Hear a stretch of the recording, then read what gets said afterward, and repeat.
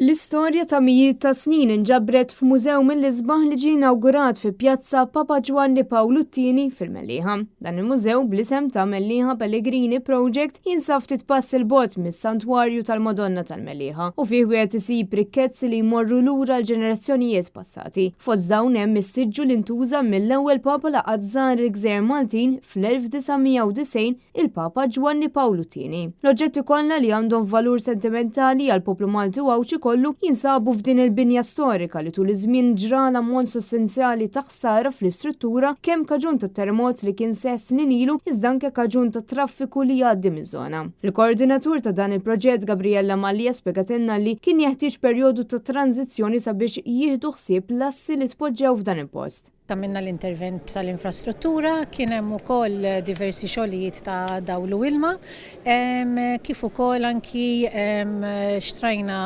custom made showcases ukoll li ġew manifatturati barra minn Malta, għamilna d-dawla apposta biex l-assi kulturali hawnhekk ikunu qed jiġu illuminati b'mod tajjeb, kif ukoll għamilna sistema ta' ventilazzjoni tal-arja, hawnhekk il-temperatura tista' tkun pjuttost ħarxa.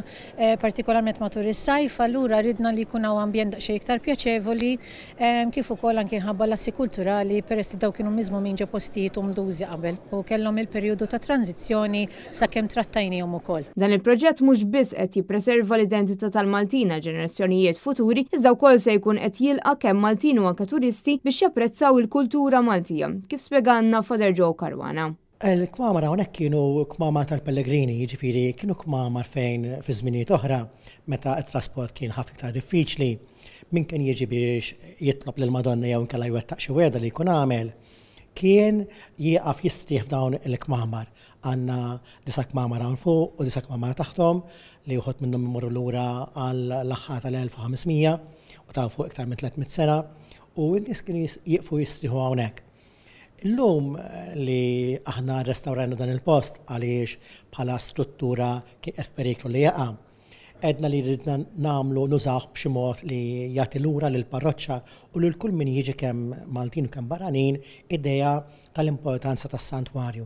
Dan il-proġett ġie jiswa madwar 650,000 euro bi 30% tal-ispejjeż ġejjin minn fondi Ewropej u minn kontribuzzjoni tal-komunità Mellieħija.